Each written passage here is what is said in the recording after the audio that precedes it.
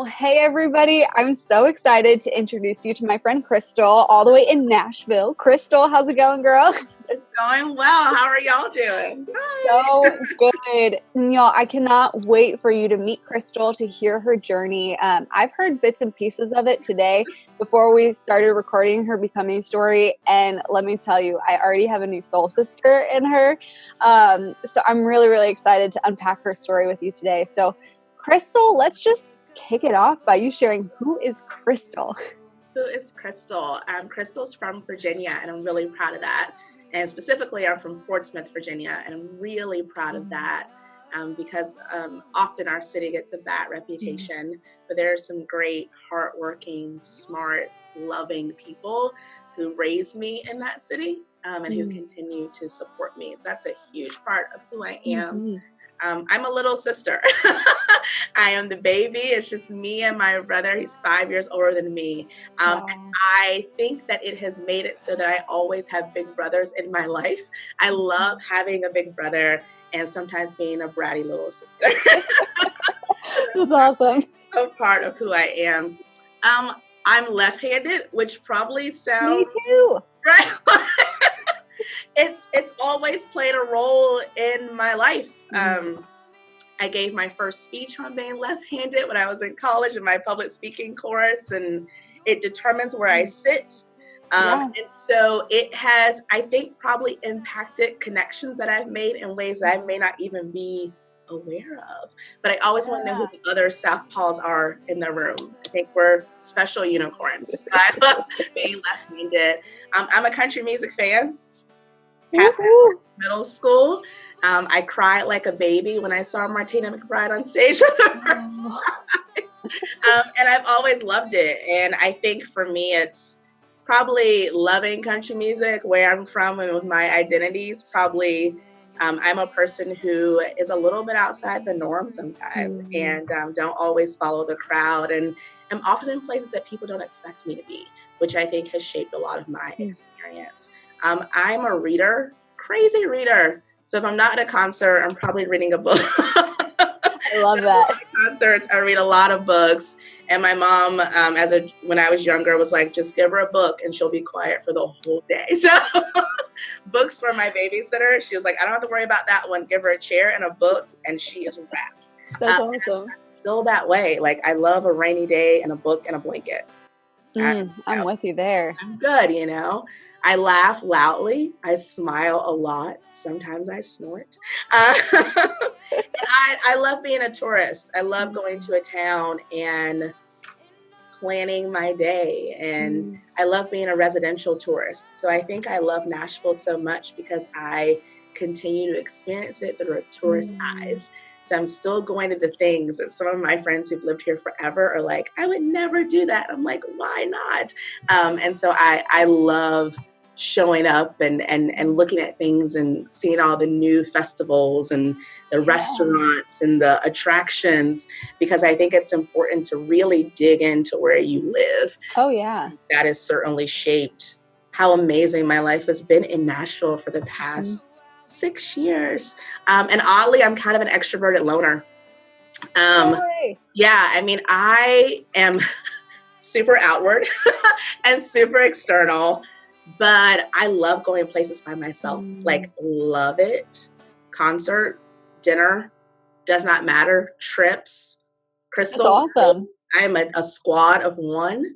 And I love it. You know, I think some people are really scared of that. I eat it up. My friends know, if you want to go somewhere with Krystal, you better tell her, because she will buy one concert ticket. She will make a reservation for one. And I'm fine with being with myself, which I think is a really beautiful ability that God has given me. People see me on Instagram. They're like, was there anyone there? Nope, just me. And I had a blast. That's awesome. So that's something that I think people are very surprised about, because I am so external. Yeah. Really, I just love doing me. That's really important. And one of my biggest loves in life is public speaking. I've loved it since I was a wee one in church. That's where I started public speaking. That's awesome. The microphone is still dangerous. And I would attribute a lot of my confidence, obviously, to the Lord. But oddly enough, I don't know if it's odd or not, but cheerleading brought me out. Yeah. And some people feel bad. They don't like cheerleading, but I still have great reverence for that because it taught me about being in front of people and being vulnerable and having fun and being a team. And so I did it all through high school, and then I messed up my shoulder. I dislocation, those shoulders. But that time in my life was super special because I think it helped me believe in myself. As strange as that might sound, it did. So those are some things about Krystal. Yeah. I love it. I love it. Well, now I definitely need to come to Nashville and just like follow you around because it sounds like you know all the cool things. Listen, I can create the best itinerary for you. Yes. I can do it. I promise. Absolutely. Girl, I'm hopping on a plane. Let's do this. Yes. I love it. Yes. Well, why don't you just take the next couple of minutes and unpack your journey, how you are becoming who God made you to be? Yeah, I think growing up in a single parent family, I have never adhered to like gender roles because my mom did everything and still does everything. Yep. Because, my mom is still my mom at 34. I'm still her baby. And so and you'll never stop being. And I love it. I love it. She is such a blessing. And so I think for me, I've always been a go-getter, and I'm someone that probably will say yes when someone says no. And that's been positive, but I've also had to learn how that can also be detrimental. I enjoy being in places where people don't expect me to be, and sitting at tables that I might be the only woman or the only person of color. And I think it's because my mother instilled a lot of, you own who you are, and you are wonderful, and you bring a lot to the table. And the Lord always has your back. And he's always preparing you. And sometimes you don't see it. But I realized that little nugget who was speaking in front of church when she was 5 is now a woman who, people hire me to speak to hundreds and hundreds of students. And that was the Lord when I was little, me thinking I'm just having a good time, preparing me for these amazing experiences that I have. And so as I've gotten older, I reflect on things, whether they are valley moments or peak moments of its preparation, right? I'm a first generation college student, and I loved college, loved it, ate it up. My undergraduate experience was everything to me. But I needed a lot of people to get through college because my mom was like, I kind of don't know how to help you. I didn't do this. Do you know what I mean? Yeah. And what it did was that it caused me to build relationships with staff members and older students. It caused me to ask a lot of questions. It caused me, I think, to be very vulnerable in saying, I don't understand what's happening right now. And then so the people who do the job that I do now, I'm the Director of Student Leadership Development at Vanderbilt. And before that, I worked with fraternities and sororities at Duke and Vanderbilt. So I am in student services. I work with 18 to 22-year-olds every day of my life. That's awesome. Which is great. But I was one of them. And so I know what it's like to go to an office and have questions and have concerns and be nervous and be scared. And I also know what it's like to share really good news with someone that's been helping you all semester. And I fell in love with those people. Those people were my angels in college. And so then I wanted to become one of those people. And so now I am one of those people, right? And so being a first generation college student, all that struggle, I think really led me to this fantastic career that I have, that I now get to be paid to be at college. That's the best deal ever. The way around. And that's a beautiful thing. And that came from having all those amazing people helping me. And then I think serving others, which is what I do all day long, has now bled into my work with the Nashville community. And I know that I would not have a sense of fulfillment if I was not taking the gifts that I have and sharing those with other people. And so I think my story is one of, we all have valley moments. And I think I've learned that my family's valley moments and my valley moments, the Lord says that you're walking through the valley, not setting up camp, right?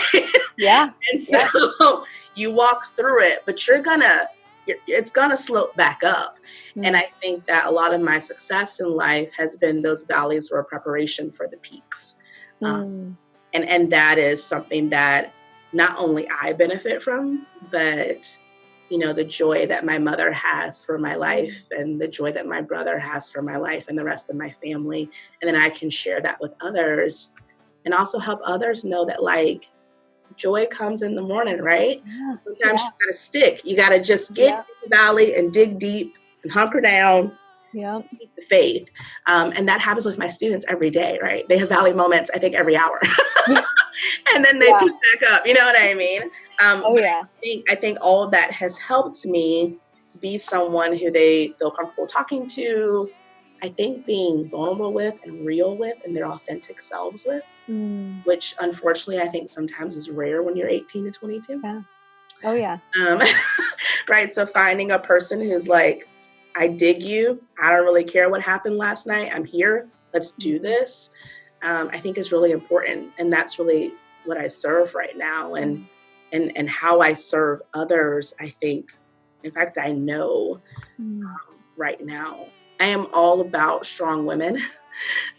Seeing my mother and my aunts be so strong for us and my grandma. So I'm all about women at the front row. See at the table. Oh, yeah. I can help you become who you want to be. And don't let anyone tell you can't because you're a woman, right?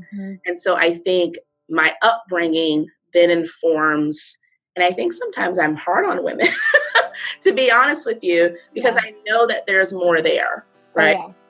And I want to not only challenge you, but also support you. Absolutely. And so I do a lot of that in my work, and I do a lot of that in my life, which I think is why the Junior League of Nashville, which is a women's organization here in Nashville, it is 96 years old, of us creating positive change in the Nashville community. We are a training organization. We are building and equipping and launching women leaders. And I wouldn't want to spend my time doing anything else. And I think all those steps in life, right, have led me to living this story that I'm living right now and being that loner who will move to a city and not know a soul. But that extroverted part of me that will say, hi, I'm Krystal. All of that has worked together to help create the path that I'm now walking, So I'm an educator. I am a speaker. I am a volunteer. And I think those are the central, like, external roles that I play in the world. So I love that. That's so cool. So cool. And the cool thing is too, like, anybody who follows you can see those roles that you just outlined, like, so clearly. Like, I think the first thing that I said to you before we even started filming your story was, so you're not just like involved in Junior League, you're like leading it, girl. And but it's cool to watch how you really are empowering people all around you, whether it be students, coworkers, women in Junior League, your friends, family. So yeah, you're living the story that you just shared, which is awesome. It's a true blessing. It really is. It really is. Yeah. So if you're hanging out at like a trendy Nashville coffee shop, there's so many. which one's your favorite? You pick the coffee shop. Oh my gosh. Well, Etymology is right across the street from campus. So it's all right. Yes. So you just ordered your favorite cup of coffee. You're sitting down with another woman on her own becoming journey. What are you sharing with her to encourage and empower her? So much. It would be a very long conversation. I think that one of the things that I have learned and that I try to tell people is that you have everything that you need to be successful. You have been equipped. You have the gifts. Part of it is about uncovering it and paying attention to it.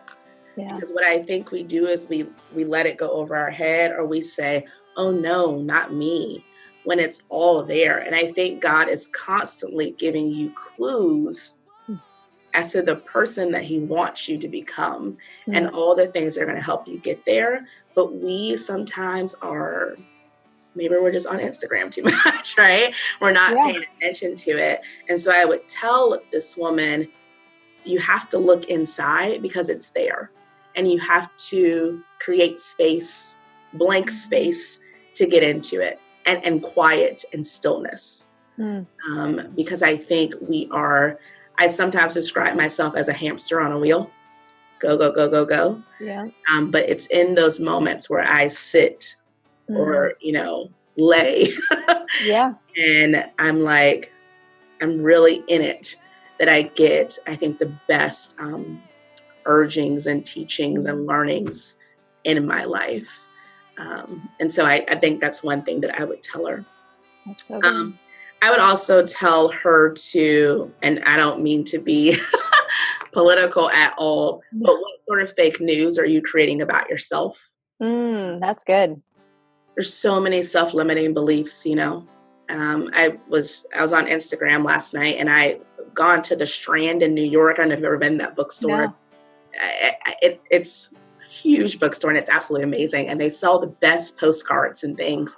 And one of them is a quote from Basquiat, and it basically is saying, it's not who you are that's holding you back, it's who you think you're not. So what are the things that you're telling yourself constantly that's really holding you back from getting to where you want to be?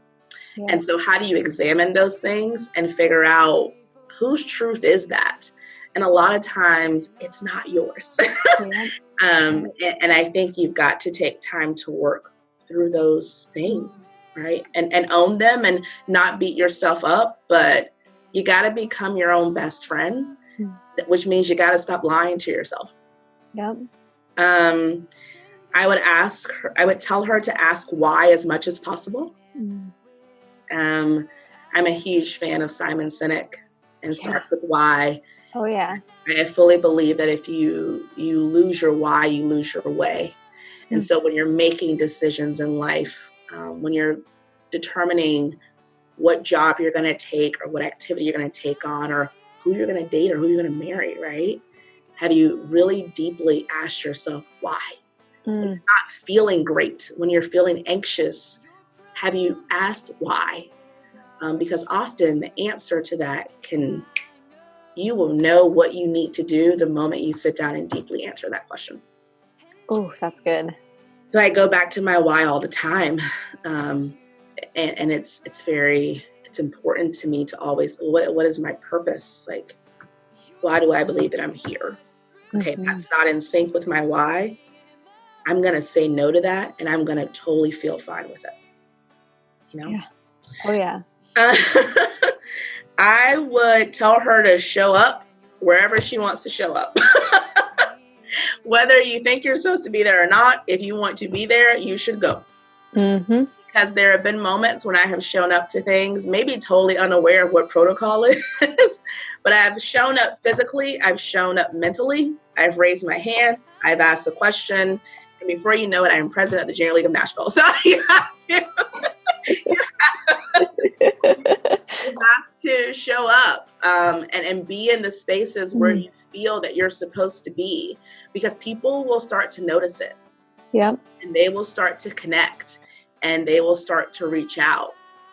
Be there, show your passion, show your interest, say hello, say thank you. People will start calling you back and wondering, who's that woman? I want her here. And so I think you don't always have to wait to be invited. Yeah.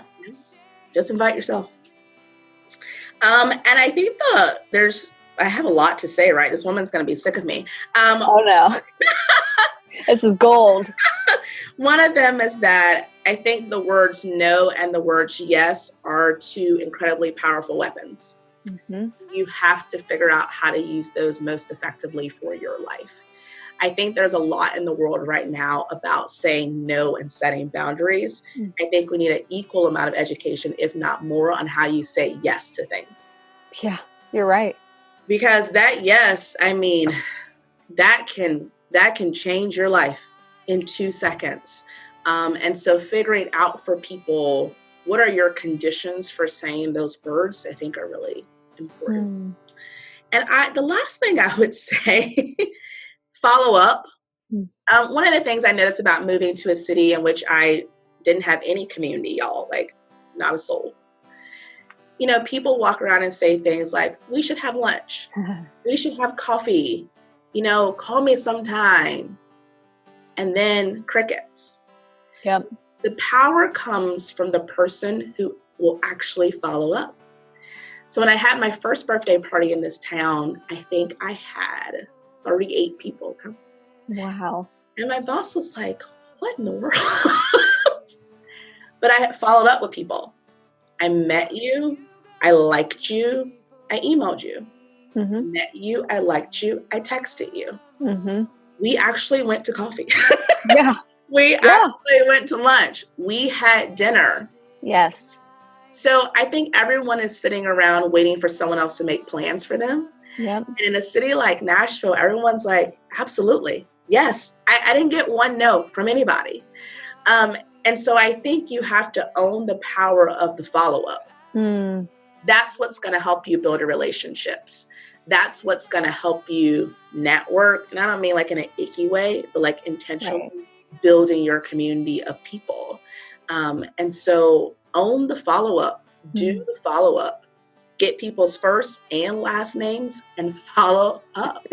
And I think that's how you can make a lot of moves in your life. It sounds very simple, but most people never do it. So true. Okay, you literally just like dropped the mic. So much gold and wisdom. I joked with you before that I go back and take notes. Like I'm legitimately going back and taking notes on everything you just shared. So good. So good.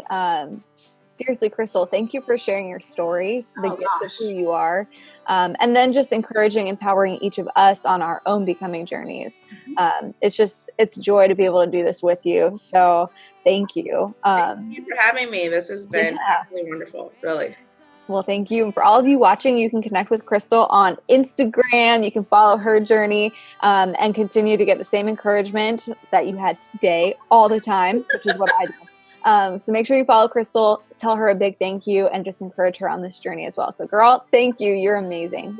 Y'all are too. Appreciate it.